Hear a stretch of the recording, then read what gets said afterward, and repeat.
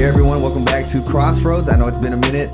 You can blame OG about it, but we're back. Oh man, No, it's been busy. We've had a lot of things. I guess we can just start what kind of catches up with where we're at. I guess I'll start since I have. Yeah, man. You might have a bigger announcement. No, I don't think it's bigger than yours.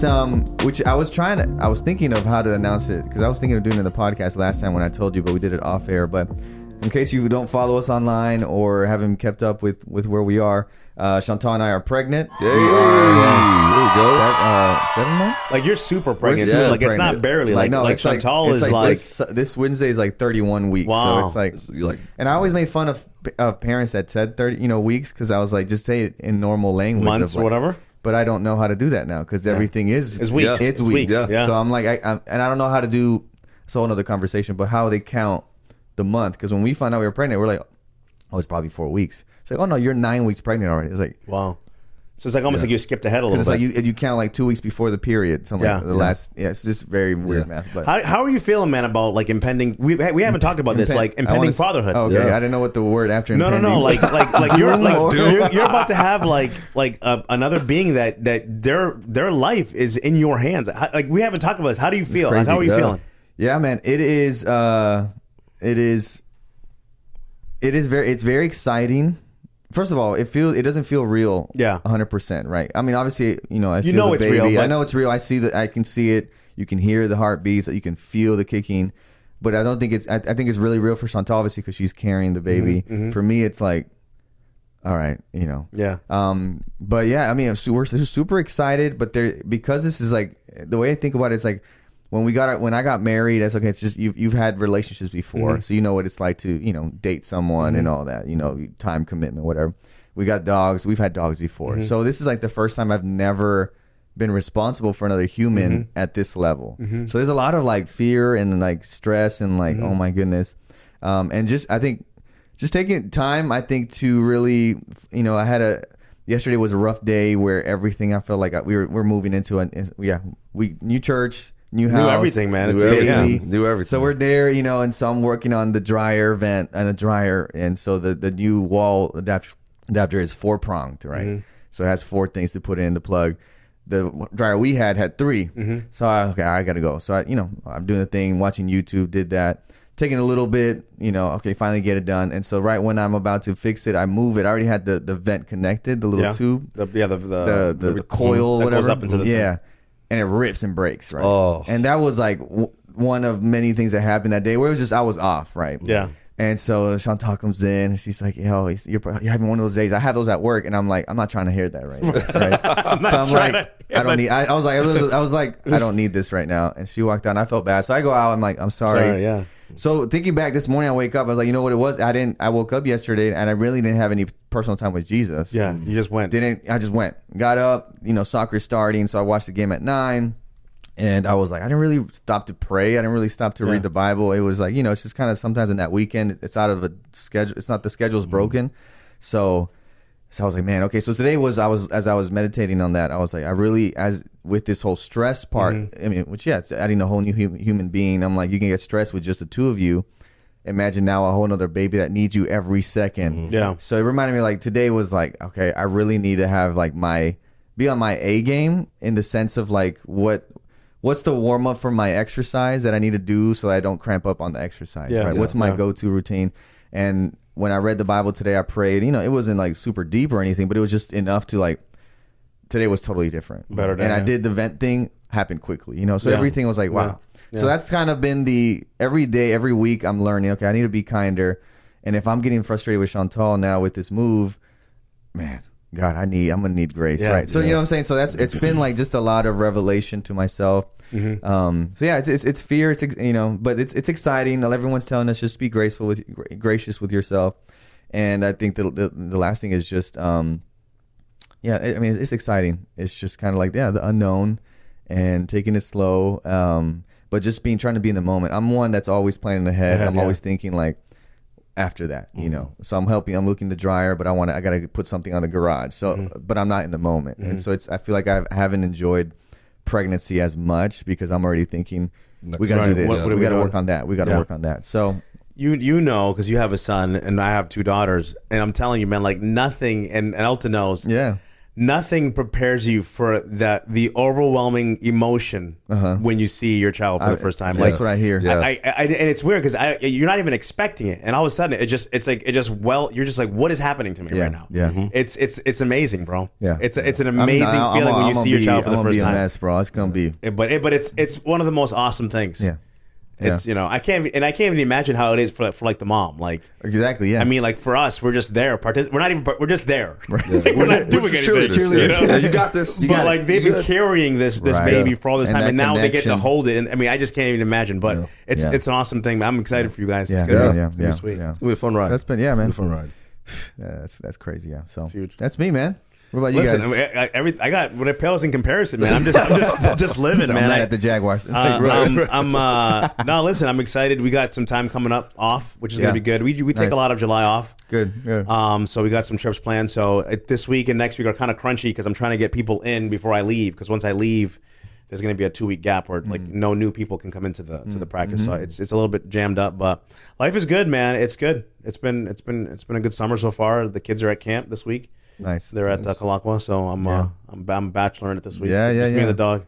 Oh, that's true because my wife, she volunteers at nursing. So it's me and the dog, and he goes on hunger strike when they leave. Oh, really? Straight up hunger strike. So in his cage, just hunger strike. He won't eat or drink. So they left yesterday morning, and when I came home, yesterday morning is Sunday. I came home Monday after work at 5:55, 6, and he hadn't eaten anything or drank anything. Wow. I'm like, bro. So I took some peanut butter and shoved it in his bowl of food and just mixed it around. He ate most of it.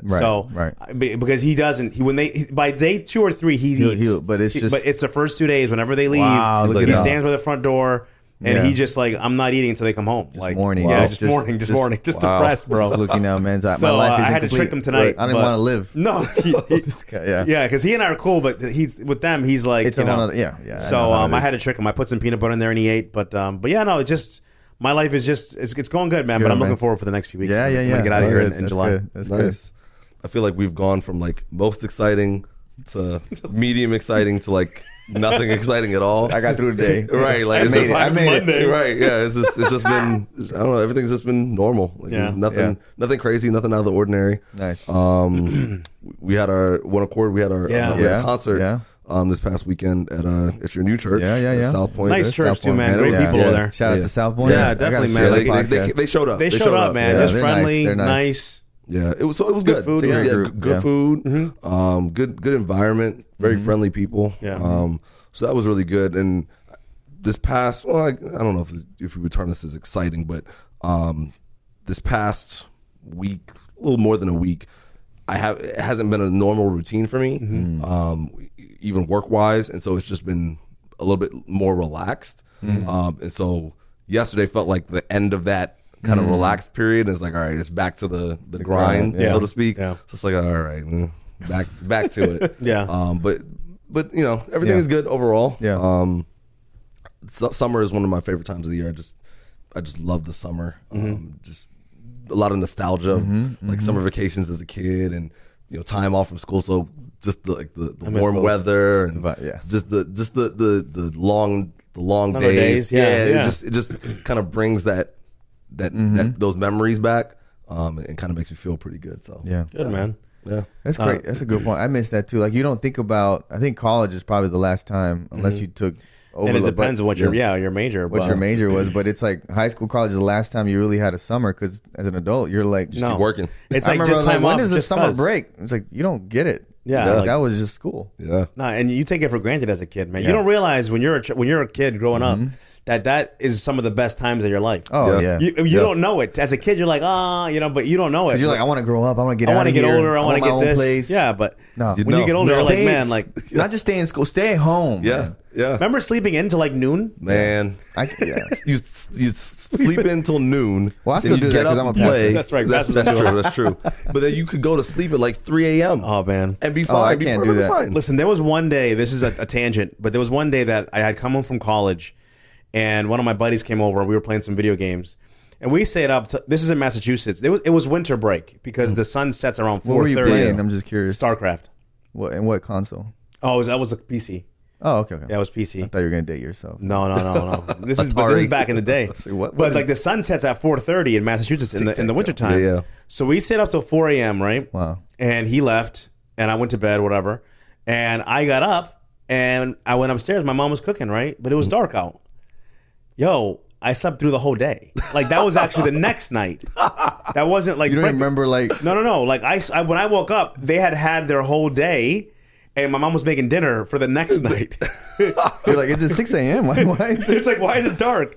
I go, no, it was like 6 p.m. Oh my. Wow. Bro, you have those stories because that other story of not being able to watch Saturday night TV. Oh yeah. Because your nap was too long. Oh, my parents played me all the time, man. You're like, just go back to sleep. I must have been a hellion because they'd be like, Omar, it'd be like 2 p.m. on Saturday, 3 p.m. They'd be like, yo, Omar, go take a nap. I'd be like, I'm not tired. They'd be like, go take a nap. And then I'd wake up and I'd be like, oh man. And it was like 9 or 10. You gotta go back. I mean, I slept for like 6-7 hours, and then I'd be like, "Ma, like, well, let's watch something." She'd be like, "Oh my, it's late. There's nothing on for kids go right back to now." sleep. You know, but they would let me sleep. Goodness. That's cool. Probably because they just wanted some time away Yeah, from they're Gene. like, That's he's all they gonna wanted. sleep. Don't Yep. wake him up. Don't wake him up. Yep. It's been Don't 6 matter. hours. Don't wake him up. Don't wake him up. So He'll Just back, go and he'll go back to sleep after. Is he Yeah. breathing? He's breathing. He's breathing. good. He's good. He's good. He's good. that must have been fun. Oh That's man. funny. That's funny. Oh, But man, no, it's good to be back with you guys, Yeah. man. Yeah. It's been a while. It's been hectic, but we you know, really Elton was the one that was like, yo, we got to get an episode out. Yeah. Shout out It's to just been too Elton. long. Yeah. You know what I'm thinking too? I think we should have. I don't know if you guys heard. Elton's on another podcast. We're not jealous or anything like that, but he helps out. But he's very talented and Elton he's is doing his a portfolio. podcast So guy, we're yeah. excited. We're excited for him. And but I think it'd be nice to have him and his story because he's got he shared a nice story at Yeah. Yeah. Maybe Pastor Bob's. we should interview E I think so. for our show. I think so. Maybe season 5. Season 5. Why 5? 4. I so think far? season 3. What are we? Season 3? We're in 3. This is season We can do 3. it at 4. Yeah, season 5. Give us some time. Yeah, give us some time to put it now. Okay. We should do it maybe Yeah, next we'll episode. get it. We'll do it soon. We'll do it soon. because Elton's got a story. Yeah, he's got a you good know, story. for sure. Yeah, he should be in the front. But And then also we got Glenn, we had Glenn as a guest this yeah, season, yeah. and he's dying to get back on the show and talk more. So if you guys want to hear Glenn again, let us know in the comments. Yeah. because he's ready to go. ready He to was go. an interesting character. Yeah. yeah, Interesting. It was a good show. It was. that was last year. Yeah. Almost like it was in the winter. It's October, I think October, Yeah, November. it was cold. I remember it being cold. Yeah. Yeah. But tonight's topic, man. What are we talking about? So we tonight? got a couple. Obviously, it's been a while since we came together. We were off air. We were talking about a couple things. I think this season has really taken a. What would you say? Talked about. I mean, It's been a lot of. It's been a lot about like church, right? the And just church reaction of just- church and yeah, how do we yeah. navigate Right. kind of our personal life, spiritual journey. I think it's interesting. I don't know. I mean, if you guys have any other thoughts, but just navigating, maybe whoever's listening, right? Whether you've been in the church for a while, whether that's the Seventh-day Adventist Church or other churches, or you're trying to figure out what you want to do, if you're religious or not, whatever it is. But just like joining any club, right? You think of things that you pick up from joining that, right? So I'm thinking pickleball is really big right now, right? So you go and you maybe experience it, you play it. All right, I need to get a racket, right? Right. And then you become, the more you play, the more you invested in it, you become sometimes the people that you don't like to see on the pickleball court. Like, hey, you're in the kitchen. Yeah. Hey, no, with your right, you got way back, and it's just become interesting them. how, you become that. And then I think sometimes, like, sticking with that pickleball illustration of just sometimes you can be in that pickleball and you're like, I really don't like how pickleballers are, right? They're frustrating to me. They're so uptight about the rules and stuff. I just want to be free about playing. And maybe I want to step in the kitchen if the ball doesn't bounce in it, right? Obviously, that's a pickleball insider. term, yeah. But it's, I think it's navigating sometimes in the church, right? And we've talked about this, right? Sometimes you can feel like the church isn't cutting it in a way, right? You don't, and you feel like it's not feeling you, right? How do we go about that? What do we do with that? So yeah, I think along those lines, we were talking about some situations where people speak out about, whether it be core beliefs or core understandings that maybe we do. There's a way that churches can latch on to that's unhealthy and rigid, right? But how do you go about that? Yeah, and how do you deal when you are part of a faith tradition, but when you find yourself following scripture, but then you find yourself almost fighting against what you've always thought to be true. Yeah. But you're actually reading it for yourself in scripture, and that's not necessarily what you thought to be truth, right? Yeah. There was a story this past week. Actually, Elton's wife had sent me something, a link, and I watched it. It was about a pastor who had he had said some stuff during one of his sermons. He was a Seventh-day Adventist pastor, and he was younger pastor, and he had said some stuff in his sermon. He was kind of going through a lot of Paul's theology and some different things, but he had said some stuff that his intentions, I think, were good, but I think he kind of pushed the envelope a little bit too hard from his platform, and he found himself fired, right, from the church. And then, so I went down the rabbit hole this week where I was watching a lot of the videos and listening, and it kind of made me think about like, you know, how much leeway or freedom should someone have when they are speaking and have influence if it's contrary to the ideas of the group, the club, the church. or whatever. You know, and that one's like always a tricky one, right? As a pastor, it's always like you're fighting the hand that feeds you, right? Or you're biting the hand that feeds you, and it's just how do you navigate that? It's it's interesting. I feel like we have to create an environment, a foster environment where everyone is a free thinker. Everyone thinks for themselves and reads and builds relationship for themselves. So you're not solely basing your morals or your belief system on what someone is saying, but you're actually doing some investigation and figuring it out for yourself. But there's also, as somebody who has a platform, there's also a responsibility to be, regardless of what your opinions are, is your personal opinions, making sure that they don't bleed into other things where you're now affecting other people's beliefs. Like let them form opinions for themselves, and that's that's the hard part. That's a good point. And I feel like on the example that you're talking about, I feel like his intention may have been to encourage some thought, and it's like, hey, this is how this faith tradition has approached something, but let's investigate it. Like, are we doing it solely based off of tradition, or is it factually, factual to the Bible? But I feel like he maybe just he went too far. And kind of. And it's tricky. We talked about this a couple of days ago a little bit too. Of just I always feel. I'll say I feel like I have a pastoral hat and I have a personal hat, right? And it depends on what the conversation or, so I may up there, not that, and I don't want to give the impression that I'm like two-facing it, right? Where it's consistent. It's just I may not be as vocal with my personal thoughts in some matters because one, as a pastor, I work for an organization that has these points. Right now, that might be like, well, you're not going to speak up when it's time to speak the truth. Well, no, you will. Right, you're not compromising. Exactly, you're not but there are integrity. levels where like, hey, as a church, and I work for this organization, I may not agree 100% with everything, but this is what we believe, right? Now, that's when I'll be like, but this is I usually like to do this in a one-to-one group setting or something instead of from the pulpit, because it's hard because so many people, you hear one thing, you can hear the same thing from my sermon and then come back with two different ideas, right? So that, and that, I think it's as a pastor, you're navigating that. And secondly, for me, one of my principles is like, I don't want to teach people what to think, but how to think, right? Right. And that's the tricky part too, right? I may have thoughts on, you brought up Glenn, so that everything going on with Gaza and Israel. Obviously, it's been a year, so there's been a lot. And so some people may feel like, hey, if you feel strongly about what's going on, whatever direction, right? Speak about it, right? But it's I could get up on Sabbath morning and be like, hey, we need to condemn what's happening, or we need to support and be more pro this. But at what point is that me proliferating my view and my personal like vendetta to heal and bring this? Is it bringing awareness, or is it me just getting it off my chest to feel like I'm doing this right? Is it affecting my community? So I think it's balancing that. So usually I try to address that by saying more principle based and being like, hey, we may not be over there in Israel or Gaza, we might not be what's happening in Sudan or all these other places. But the principle is, hey, how we treat people matters, right? And obviously that can be like, oh, you're just very fluffy.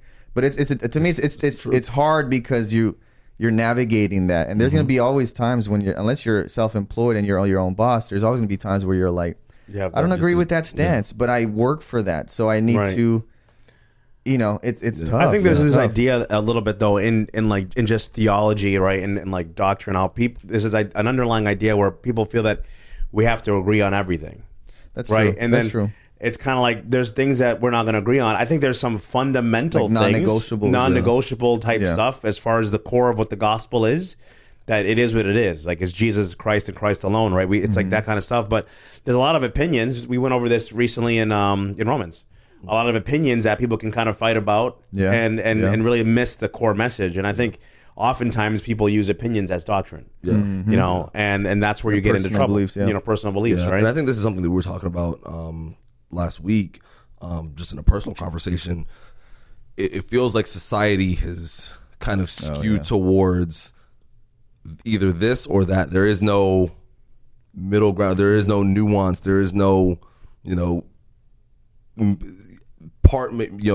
You have an idea and I have an idea, and they're differing ideas, but they're both valid. Like it's either There is no, I'm like, right or middle you're ground, wrong. yeah. It doesn't exist. And so like if I think one way and you think another way, my only goal, it feels like in society, my only goal now is to convince you that you're wrong and I'm right. I can't sit down and have a conversation with you and say, oh, you raised some valid points that never make thought some about it sense. that way, yeah. And I can agree with, 2 of your 5 points, and maybe you agree with 1 of my 5 points. And we don't completely see eye to eye, but we can say, oh, I can see where they're coming from, and that makes some sense, and you see where I'm coming from, and I make some sense, and then we move forward that way. It doesn't feel like that is that exists anymore. And I think that happens in society, and it's also bleeding into the church, where within the church now, people are like, hey, well, I don't want to see drums, or I don't want to see dancing, or I don't want to see whatever it is. And because that's their opinion, anyone else that has a different opinion and it's like, well, hey, this is cultural. For me, drums are a cultural thing.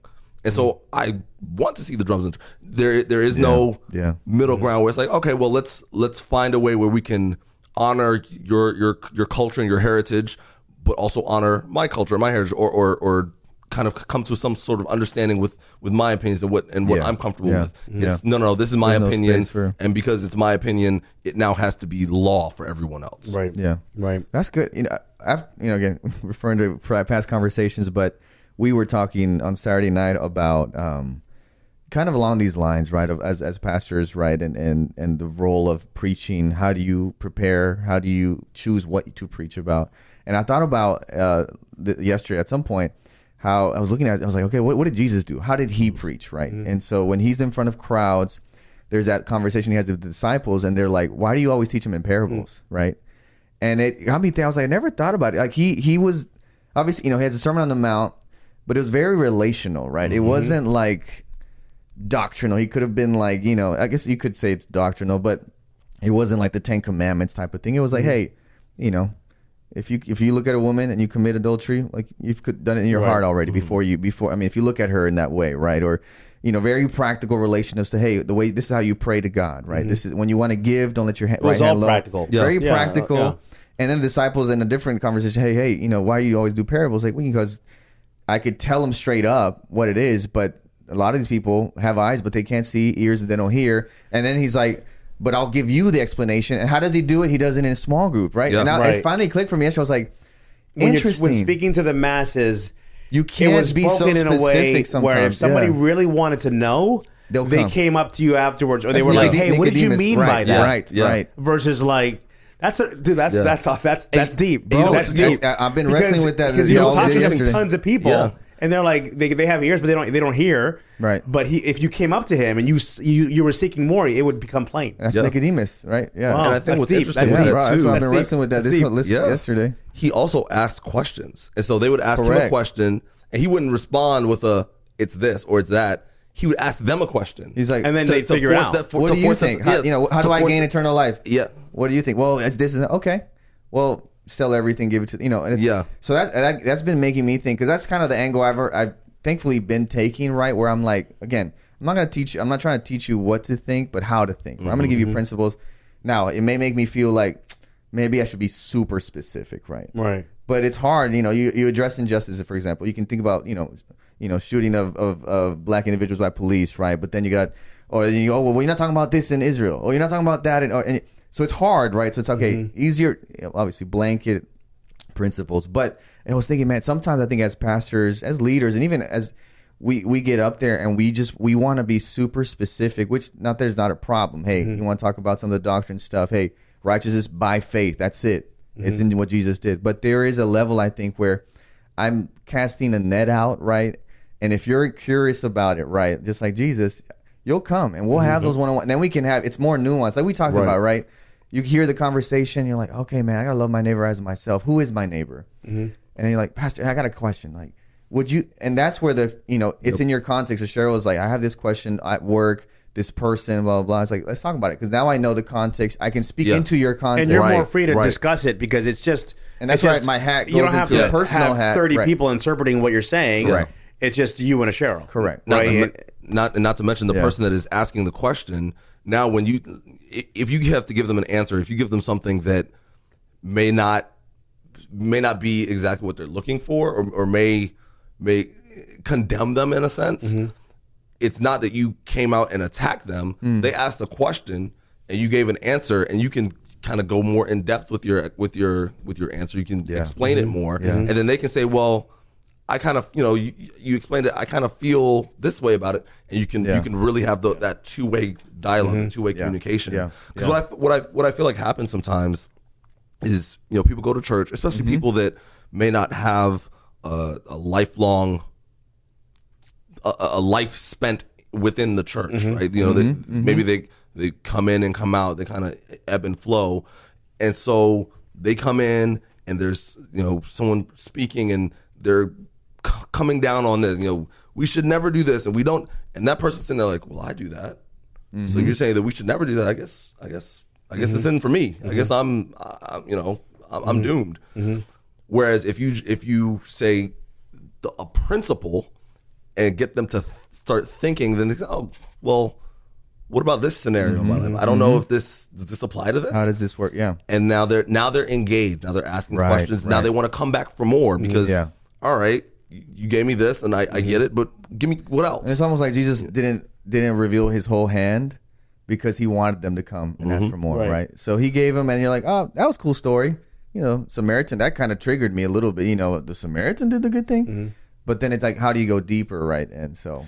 Well, and how we ask for more now, too. Like, I feel like over the last couple of years, I've obviously spent a lot more time in Scripture. The Sabbath school class that we're doing has really been for that. But it's one of those things where, like, when you do seek more, it's there, man. Like, and it's crazy because as I'm going through some of the stuff, we've been going through Romans and Galatians and stuff. I was talking to my wife and I was like, yo, I feel like this might not be a very popular opinion, but I feel like Paul has a lot of theology, right? He's written so much of the New Testament. I feel like our church tradition does not picks verses here and there from stuff, but does not really like dwell in or really theology. Push into Pauline theology. It's more like, we're more than conquerors, and we're this all and we're have sin and fall short, but as far as like looking at it as a whole and what he was bringing to the Gentiles, right? Yeah. It's something that we it's would like fall under there. Yeah, us. Yeah. It's something that our church almost never talks about. I've been in this church my entire life, bro, my whole life. Yeah. And as I'm reading through some of this stuff, I'm like sitting there, I'm like, what? Yeah. Yeah. I've never heard this before. Yeah. And that's on me for not reading. And that's what I would tell anybody. Like, the part about coming to get more is going to the Word, man. Like, and the thing is, I've heard that my whole life. Like, you need to get into the Word. You got to read. And you're like, yeah. Dude, read your Bibles, man, and read it with the intention to understand. Read it again and again and again. Find resources, commentaries, books. Go online. Because, dude, there's some stuff in Scripture, man, that'll blow your mind. And you could have been in your church the whole life, and you'd be like, I've never heard this before. Yeah. But I feel like our church in particular has kind of glosses over a lot of Pauline theology, and I don't know why. Yeah. It's complex, man. Peter said that, man. This guy writes and we don't know what he's saying. He said that in 1 Peter. He's not sure. Like we don't understand what he's saying. He's like, y'all. What does he say? I can look it up. He said something about Paul's writing. He said, yeah, sometimes I don't understand what he's saying. But, okay, so let me ask you a question, right? Because we talked about your Sabbath school a lot. And I think it's amazing what you're doing. Do you feel like you can replicate what you get in your group of 10 to 12 people in a church service? I could. Kind of pastor. I feel like I could. Okay. I feel like I could because But you know the experience, the like experience, the experience is difficult because when we're doing it in class, I prepare as if I have commentary on the whole entire chapter. Right. But that oftentimes we'll get into a verse and all of a sudden someone says something And it just- and then they're like, oh wow, and then someone says hey, and then all of a sudden it's sparks are flying, and all of a sudden it's been 30 minutes and we're on verse 3 of 30. And that's what I'm saying. Like it's It's beautiful. You can have that experience of like the aha moment as a pastor. I can break something down. Yeah. Like, oh man, but it's different in a You can't as a conversation as opposed to a. And people feel open. There's people who would never get up in the middle of church and say, "Hey, I don't understand what that means." But in our Sabbath school, somebody will say, "I don't understand what that means," or "What do you think of this?" Let's spend the whole hour on and we that. could spend. We didn't even get through the whole thing last week. We're going to finish it this week because we just ran out of time. We only have an hour. So, but it's a beautiful thing, man, because you can when you're in a smaller group. Yeah, the Holy Spirit, bro. It's like it's you feel it, bro. It's that road to Emmaus, or like our hearts are burning. I've never gotten. That's good. I've never gotten the feeling. Watch what you say. Listen, I've heard a lot of sermons. I've never had the experience. I've never had the experience that I get in small group study and in a corporate worship setting. And that's setting. what I'm saying. Not that you can't emulate that, but there's something about. And that's why I think, you look at Jesus' ministry, he only had these 12 dudes with him, right? Obviously, then there's women. Then, you look at the chosen and, obviously he's got his There's whole more crew. people. But it's around that fire where they're like, Pat, Master, you talked about the seeds, right? Break that down for us. Yeah, explain it. He's like, hey, well, what do you, I can imagine Jesus pointing it back, right? Yeah. Well, what do you think, Peter? Well, I mean, when we fish. So that's where I'm like, and since yesterday, I've been just kind of wrestling. I'm like, man, Jesus preached in parables. Yeah. And when he did preach and was specific, it was relational stuff, vertical relationship. Obviously, there's doctrine, there's like theology infused in that, right? But he had left people wanting more, and if whoever wanted more would come. One of the things that Pastor Bob is always, because Pastor Bob and I talk after Sabbath school a lot of times, and he's always giving me advice and tips, and I take it all. This guy, I have a lot of respect for Pastor Bob. Yeah. And one of the things he always says is he's like, people learn more when they discover it themselves. Yes. He's like, you need to create opportunities for people to self-discover stuff. Yeah. And I struggle with that sometimes because I have all this stuff in my head and I just want to get it out. Right. Like, You get it, right. And it's like he's like you gotta let people discover stuff for themselves, even if you have the answer. Correct. Because that's where people grow. Correct. Right. And I think you have that opportunity in a smaller group. Correct. For people to do that kind of stuff. And a few months ago, I had thought about an idea of trying to see if we could set up some kind of a small group, like a small group launching pad where we kind of get people launched into small groups. That's important, yeah. And kind of be more active about that, and even get involving some of our online community and doing something. I haven't figured out a way to like make it. Honestly, it's been so busy. I'm going to be honest. It's been busy, and because I wanted to do this months ago, but formulating a way where we can actually make this a reality, where we have. Like we meet and then we have small groups break up and we break up into groups and come back together and what did we learn? What did we talk about? Yeah. And then have like that become a thing where these groups meet on their own on Wednesday nights at so and so's house or at this park and that's good. And really kind of like launch a bunch. Dude, I'm telling you, man, like the amount of growth that is experienced in small groups. And not to say the corporate worship's not important. It's great. I love it. It has its place. But man, I'm telling you, man, like people's hearts are changed. And you can see the lights turning on for me as I'm preparing and learning and discussing, and for other people as they're hearing and understanding that you're like, how did I never knew that. That's good. And That's it's good. beautiful stuff, but it happens in those kind of environments. That's what I'm saying. It's hard to replicate. It is hard. One of the things that I'm really kind of coming to grips with is that, like you said, corporate worship is not a forum. It's not a great forum for teaching. My kind of vision for it is like it's a forum for everyone coming together and celebrating what they have learned throughout the week. If that makes sense. So it's like you're in your small groups, and I kind of even look back at like the New Testament and Acts, where they're all meeting and having these kind of small little groups here and there, and then when they're coming together, they're like sharing their experiences. On Tuesday, like That's cool. the 8 of us were talking and we were talking about this, and this was we found this out. Wow, this person got healed. And they're like, oh wow, And so it's like more like a celebration, it's a rethinking of what church corporate worship would look like. So that's that. And I think that to me, it's like all the groups coming together to share off each other, and share their experiences and stuff like that. But again, that goes to rethinking what church is, right? Yeah. And so in that sense, you really got to restructure. There's a book called Simple Church, and many churches have tried to do that and done it, where it's like we're stripping down on programs and focusing heavily on small groups. So that when we come together for worship services, right, it's a highlight of what's happening in the week, but the main energy, we're all pushing it into small groups and making it missional, right? So you're hanging out with your friends, but hey, bring your neighbor in, right? Right. And so now, I got to go to church at 7 because we got to, which is how do you balance it? Because we're so used to the church is so event based, right? I got to show up, I got to do that. We have this program, we have this, which isn't bad, but it's like when you have small groups, right? I remember talking with Pastor Bob too. It was always like for Sabbath afternoons, try not to have programs every Saturday afternoon so that if people are fellowshipping at a person's house for pot lunch, they can stay the whole day, because that happens, right? Then you're like, oh, it's already 5 and I gotta be at church at 6. You gotta go. Oh, man. So it's navigating that. But one of the I took a training with that they brought some leaders the conference did, and it was probably one of the most impactful training, where the idea was, and it goes to what you're saying. We were sitting in a circle, right? It was a bunch of pastors and these other pastors. It was called Disciple Shift, right? So they're talking about discipleship and small groups, really good material. And there was no PowerPoint. We all had our booklets. We would talk about principles. And so instead of a preacher, teaching, it was just, we're all sitting down together.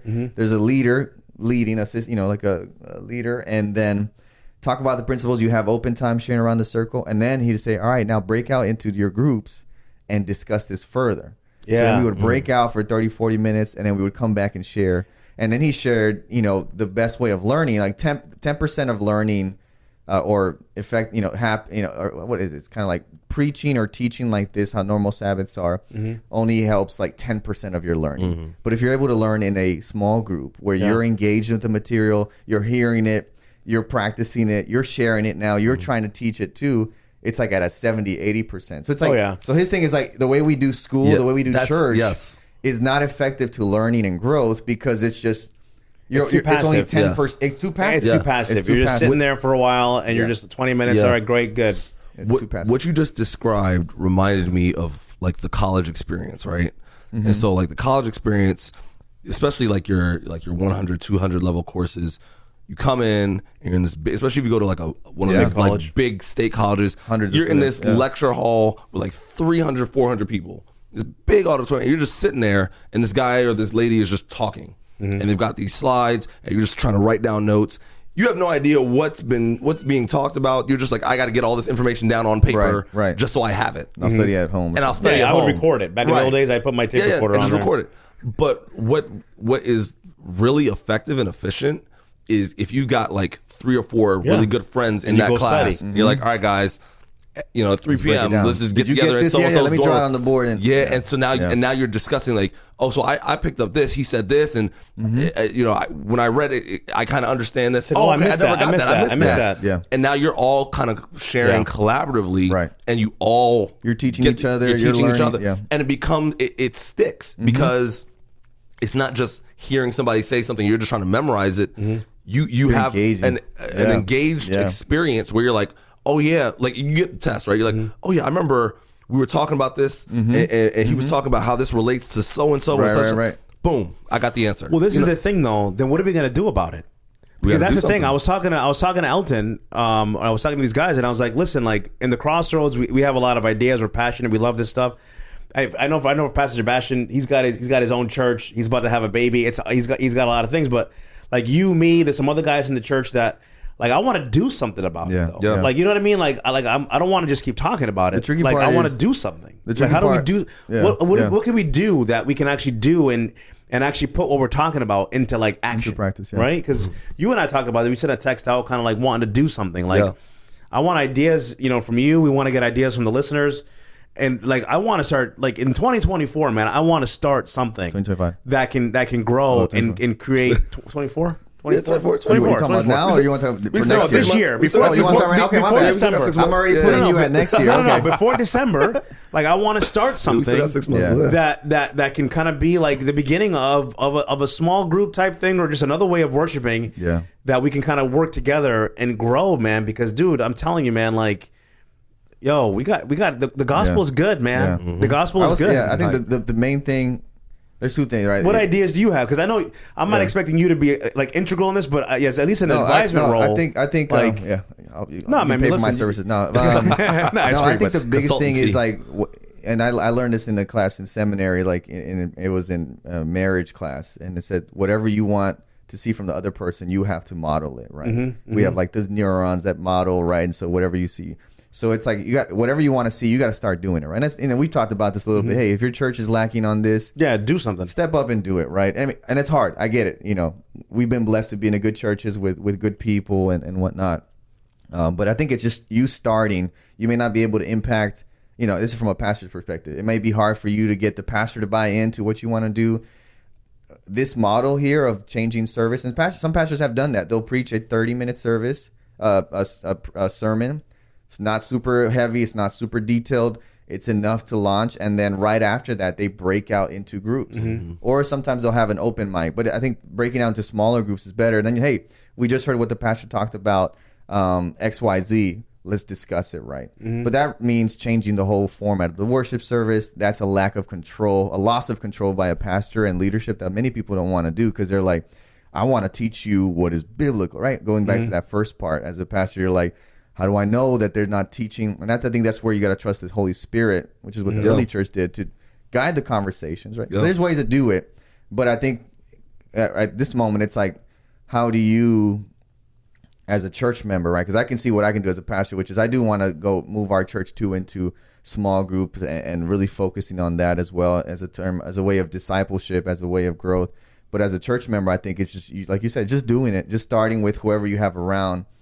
And then the group and I can share this material that we had, that class, what they did is when they've met the first time in that small group setting, they had already talked to people before to empower them to be leaders next time. So they said, hey, so Omar's my co-assistant leader, right? But just I want to let you know, this is the first meeting we're meeting. Next, in a couple months, when we take a little break, we're going to start again. Omar's launching his own. So it's like from the get-go, there is that intention of, we're multiplying, right? Because we want to see this in all the And that's churches. what you need. You need people that are willing to take the lead of their group. Correct. Yeah.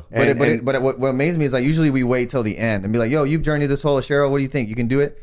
It's from the beginning, man. Right. OG, you're going to lead. You know, we have this conversation. I'll lead. You watch what I do. We're going to host it. We're going to pick different people to bring food every time. We're going to host at my house and your house. At the end, at the beginning, we're going to tell the group, you're launching your own group. So what this sets is that we don't get comfortable because we have a group that we go to eat every time, which is great. I think that's important too to fellowship, but we lose that missional aspect of we want everyone else to buy into Growing, this. yeah. This Adventists are good for this. I like this. This is comfy, man. Why invite more people? Like we have a great time together. Right. We're good. We're good. We're good. Good right here. And that's where nothing changes, right? We have fun, but then you look back and like, oh, the church sucks, man. And it's because we're missing that missional aspect of no. We're not getting comfortable here. We can still hang out outside of this, but for this small group, we're going to meet for 3 months, take a month or two off. Do you think it's important to have a time frame? Like this group's meeting for this long? I think in this sense, yeah. Because right? Instead of indefinitely, we're going to meet for 2 months on Wednesdays. People shy away when it's indefinite. Yeah. They're like, how long? But it's, hey, no, we're going to meet for 3 months, and we're going to be talking about we're going to be unpacking Romans and what that means for discipling, right? How do we... But from the get-go, you set that precedent. And then the next time, now you have 2 groups. Think about that, right? Yeah. So then in that group, you do the same thing. Cheryl is now my co-lead. Elton's your co-lead, right? In 3 months, you're gonna have 4 groups, And so then so it's cool because you begin to see the multiplication, and you can start at church, and then that begins to So I've seen pastors do that when they come into a church that's really toxic or leaning in a direction. They'll identify kind of people they can inspire a vision upon, and then because as a pastor, you can lead the vision. But I'm wanting it to be organic too. Right. So if I come in and I'm like, we need more small groups.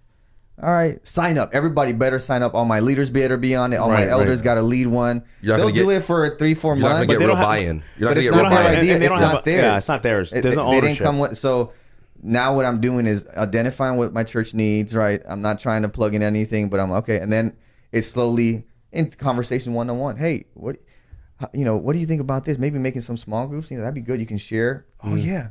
So now when those things, now it begins to flourish in there, I'm still kind of guiding the conversations, but when that idea comes on later on, they're like, yeah, I think you have a great point.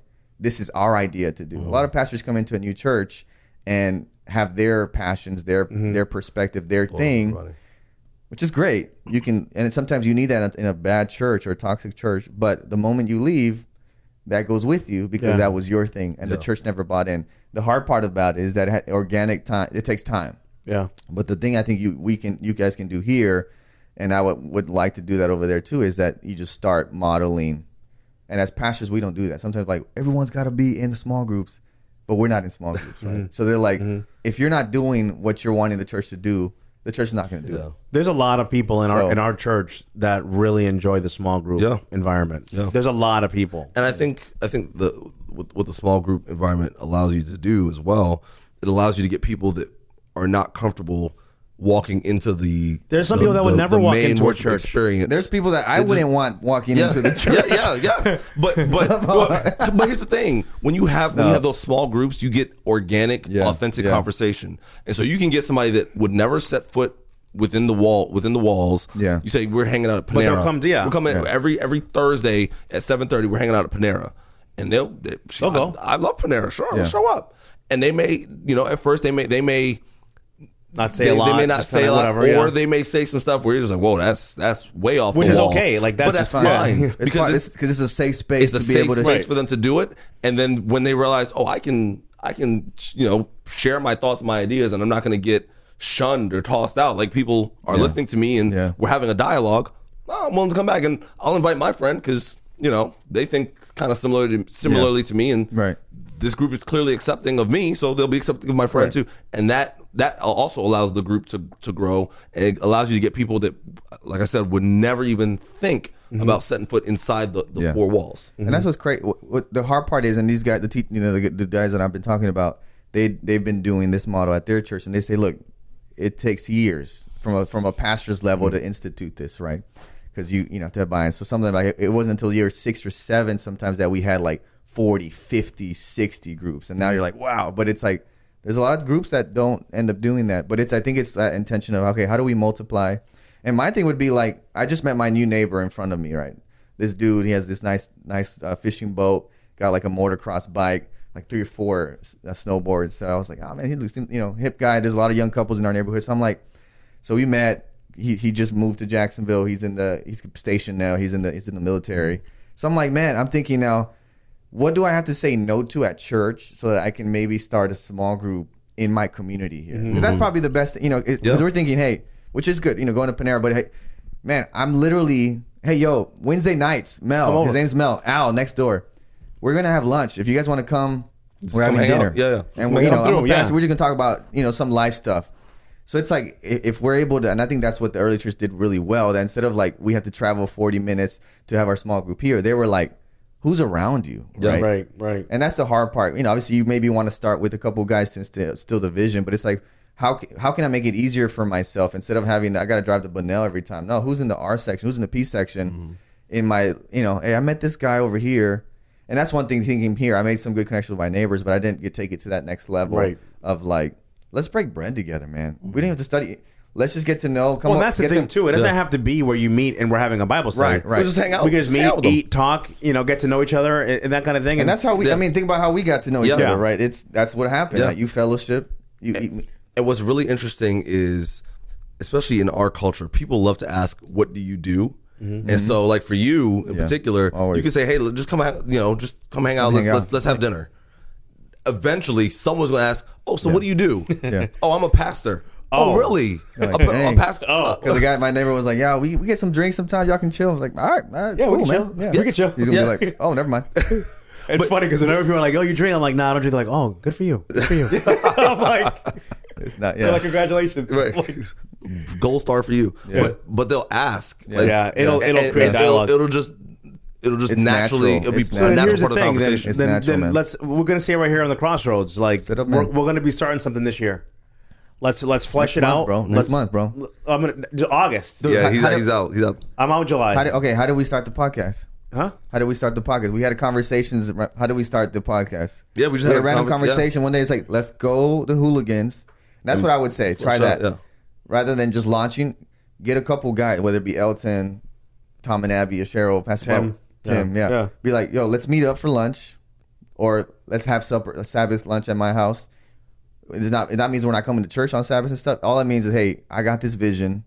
What do we do? How can we do this right? This is what I'm thinking. Mm-hmm. We can start a group ourselves, but how about this? From the get-go, and it's uncomfortable. That's the thing. This is what I'm trying to wrestle with too, because it's so easy for us to be like, hey, let's do a group. 6 months after, you're like, oh, this has been good. Okay, cool. No, from the beginning, yo, Tim, us two, we're going to be leaders. We're going to start with 2 groups off the bat. Mm-hmm. Oh, snap. And Tom and Abby, you got, or however, it's like, hey, let's you can do it by, there's so many ways to do it. But I think it's just like, let's just get to the table. Let's talk about it. Let's vision. Because I think there's a hunger for that that's real. And we've been talking about it, right? It's like, hey, the corporate worship gives you so much. There's days where you're like, oh, that was great. You leave a little bit.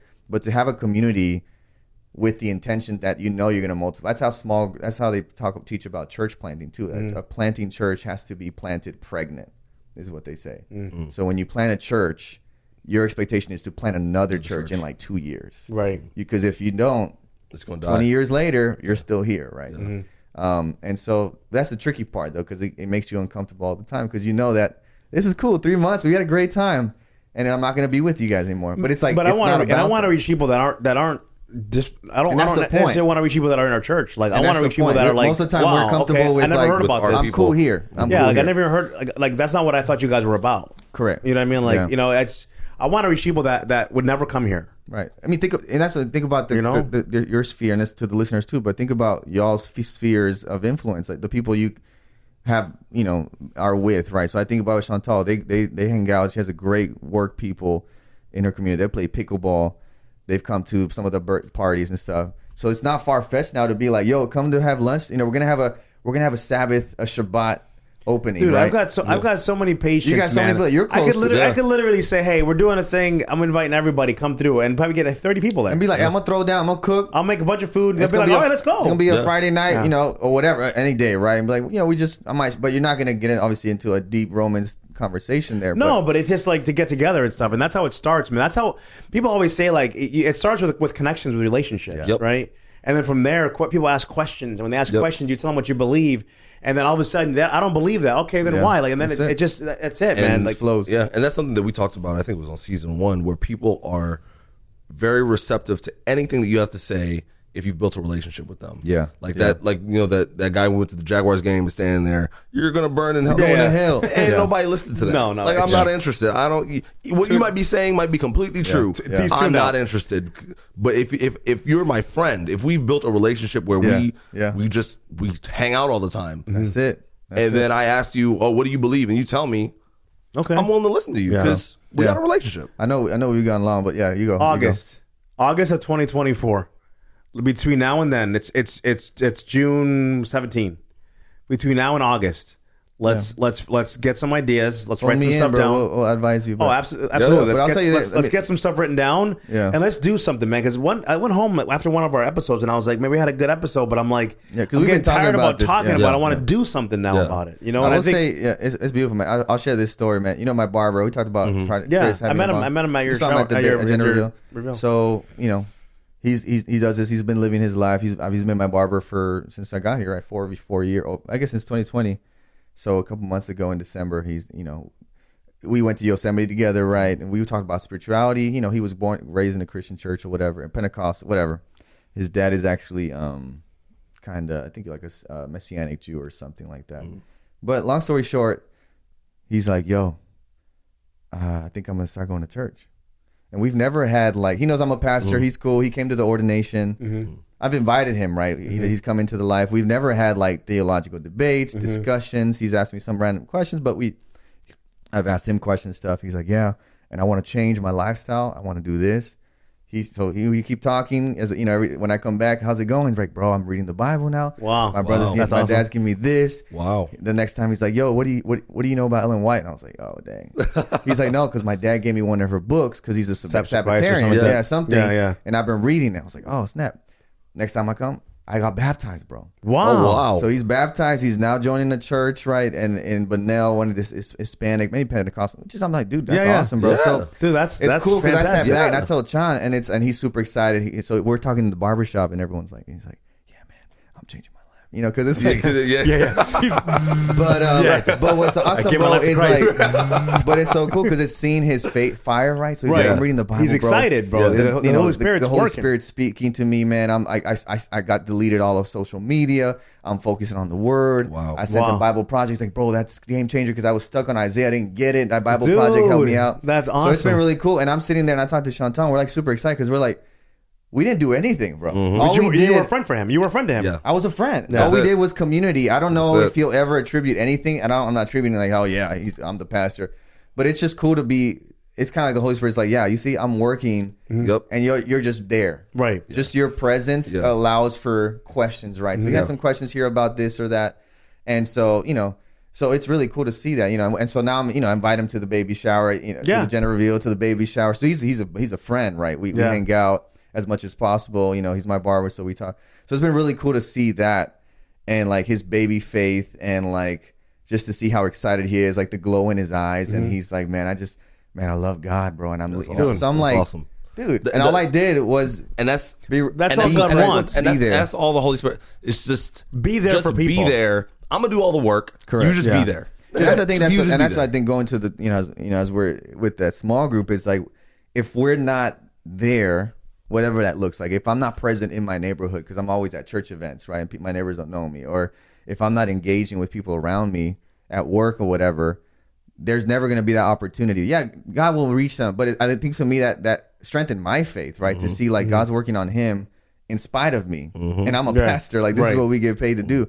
So it's like that reminder, like, dude, we gotta put ourselves out there and spend more time with people unlike us. As hard as it is, it's uncomfortable because it's like, man, I love spending time with you guys, but it's like I might have to be spending more time with Mel, my neighbor now, Right. Yeah. riding his boat and getting to know his wife or whatever.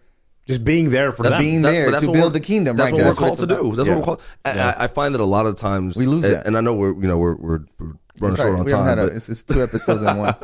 but like, it feels like a lot of times within the church, Yeah. we like to have a lot of events for just the people in the church, Right. That's just so it. that we can That's kind of pat ourselves on the back. Hey, We yeah, did it. we We we're did a good. social. We had a We're social. good. Yeah, we're good. Yeah. And it's I'm not trying to disparage those types of events. I'm not saying that we should do away with them altogether. But a lot of those events are not really going to get a lot of people from the outside because they use a lot of buzzwords and traditional themes and that people on the outside have no clue what it is. So they're not interested in it. But people are interested in relation. Yeah. People are interested in building relationships with other people because that's at the core of humanity.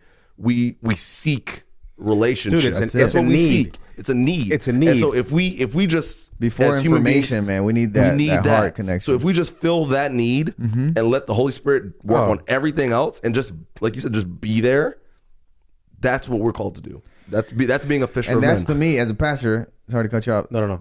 This is like what motivates me to know what to preach about, right? Because if I'm just preaching information, all I'm going to get my people to do is information stuff, right? Yeah. Right. I'm going to teach you what's right, teach you what's wrong.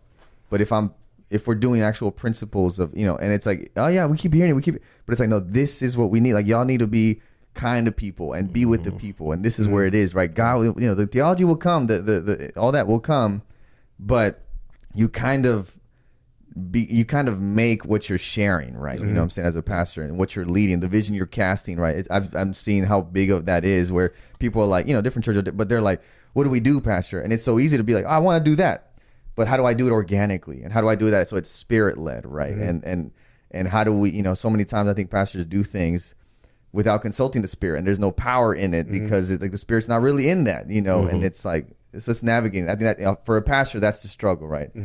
Am I going in with the spirit? Or is the spirit kind of like over there and we're like, all right, you do your thing, bro. Yeah. I want to find a way too when we are brainstorming what we want to do is try to get the online community involved. Yeah. Whether it's streaming it, whether it's I don't know, having a way to get people involved that aren't physically here but still want to be in a group. Yeah. Because we have a lot of people that listen. They're like, I don't have anything like that. Or in my they don't church, have that at their church. but I'd love to participate. So we are going to try to figure out a way to make that work. I know, talking to Elton, I don't know. I have no idea. Bro, but there's a way to make it happen. Maybe you do the same thing. Hey, whoever's watching, right? I think of Kiki, right? Kiki, what's her name? Yeah. Kiki. Yeah, Kiki's be like, yo, join us this first time, but you're leading as soon as we start the next one, right? Like, it's on you to identify. Or, hey, joining on Zoom, but bring one other person with. You know what I'm saying? Like, that's the intention. And I'm doing this because I just learned. I'm not even practicing but bring this. somebody. But it's like, from the beginning, when you sign up, right? This is what it's expected, right? We're gonna split, and you're gonna lead. So 3 months, enjoy it.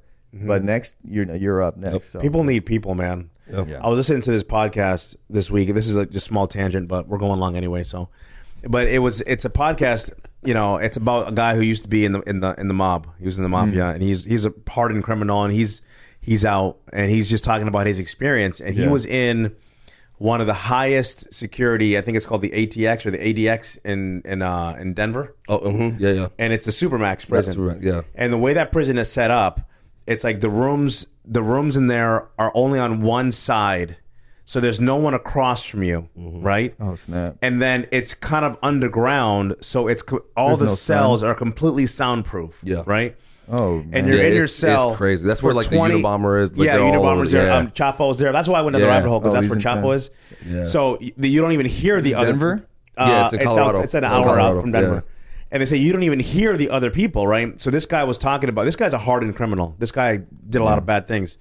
And he was talking about one day he was like in that confinement for like 6 years, where he was out for like an hour a day, but the guards intentionally, there's 2 doors where they don't even make eye contact with you. When they bring stuff, they don't look at you. There's nothing, right? Yeah. There's no human And he connection. said one day this woman came in, I don't know what she was there for, to like help out, like I don't know if she was an attorney or some kind of a social worker. And she was there in front of him, and she was talking to him, right? And this guy, I'm telling you, man, and he was talking to her, and he was like, her eyes started to well up when she was seeing the condition that I was in. And you're not supposed to touch anybody. And he's like, she had her finger on the thing, and I grabbed her finger. And he's like, I held her finger, and she didn't pull it away. And he was just like, she was like, you can't do this. Like, if there's a camera, they see you're going to be in trouble. He's like, don't leave. Please don't leave. And he's like, she just let me hold her finger for like 30 seconds or whatever. Wow. But like, just the power of like the loneliness and the connection, and the guy. This guy is a hardened criminal, bro. You would think no remorse, no heart. no nothing. But just the finger and that connection for like 30 seconds. He's like, I'll remember that lady's face for the rest of my life. He's out now, but he's like, I'll remember her for the rest of my life because she at least engaged with me for like 30 seconds, and like, he's like, her eyes were starting to well up, and it just. Dude, people need people, man. Like, even the people that pretend to be one way, dude, there's a lot of loneliness, and people need connections, man. And that's what we're here for, is to connect with people. And the rest comes, man. The gospel comes, but the connection has to be first. And that needs to be our mission, man. But no more talking about it, man. Like, listen. No, you got to do it. The Crossroads is about to do something. Do it, bro. We're going to do something. We gotta figure out what we're going to do and put it into action. You got to be missional, and then it's like uncomfortable, and just do it, That's good, man. Yeah. And Sebastian's Elton's gonna get involved too behind the camera. Elton better do something because he's been just. Well, Elton's used to long podcasts because he'll record like a couple days, 8 hours, a weekend, or the whole weekend straight. But I want to read this verse, man. This is 2 Peter 3:15 and 16, right? So it's pretty funny, and we'll wrap up. Keep in mind that the patience of our Lord means salvation. So that's pretty deep as well. Keep in mind that the patience of our Lord means salvation, even as our beloved brother Paul has also written to you according to the wisdom given to him. As in all his letters, he writes about these things, in which some things are hard to understand, which the unlearned and unstable distort, as they also do to other scriptures, to their own destruction. So it's just funny because we always joke about Peter being like, some Peter's just mad because he got rebuked. I mean, Peter's a fisherman, right? Like Yeah, Paul he's went like, to yeah, Paul I studied learned. under Gamaliel. Yeah, Like he's, Right. he's No, like, you he's like- compare the like- resumes Oh, no. of just theological, going back to like the Torah. yeah, and everything. yeah. I mean, Gamaliel, Paul like, is come on, just- Paul yeah, was yeah. that's well another level. But that's one of the things that shows you how great God is. That He's like, I I'll don't use care what- everybody. I don't care what your He's like, background this is. dude's a Slave fisherman's free, book it don't is matter. next to like a Yeah. top of the scribe, top nation, Yeah. national. Doesn't known. matter. Dude, Peter's the Doesn't rock, matter. man, and he Yeah. was a fisherman. Yeah, yeah. Like, nah, like, Yeah. It's a whole nother level. So it's, Yeah. to me, it's funny because he's like, man, He's like, I don't understand I don't know everything. what he's talking about. And that's the thing too, is it's okay if on this life we don't understand everything. But what's cool is that he affirms them though. Yeah. He's Oh, like, yeah. I might not understand it, but he knows what he's Yeah. talking about. Yeah. But there's gonna be some Holy stuff we Spirit might not speaking to him, understand, So you know? So it's That's it. That's good it. stuff. All right. So the call to action. If you're Call to watching, action. if you're listening, do something about it. Hold us accountable too, man, because we are gonna do something. We're gonna work on something. So message us, DM us if you're interested and you want to join in from afar. We'll figure out something to do. But I think we got to be intentional, missional, and it's the long game, right? That's the thing. Yeah. It's like the seed, right? You gotta. That's why there's so many agricultural illustrations that Jesus uses because it takes time, right? Think about my Yeah. friend Chris. You would have told me this 3 years ago, I'd be like, oh, I don't know about that. But now he's active in his church now. He's doing stuff. That's awesome. And now he's inviting some of his other barbers to go to church. See, look Yeah. at that. See. Yeah. Well, it's I'm good just it watching spreads. this very word. I'm like, You're just there. oh, he's like, oh yeah, those two guys went with me. I was like, dude, what? Cool. It's because the gospel's good, bro. Bro, Yeah. it's good stuff. Yeah. It's good stuff. It's good as long as we don't get in the way. In the That's way of it. it. As long as we That's don't it. get in As the long way. as Get people out don't the get in the way. way of it. Move. That's it. Yeah, just Get out the way.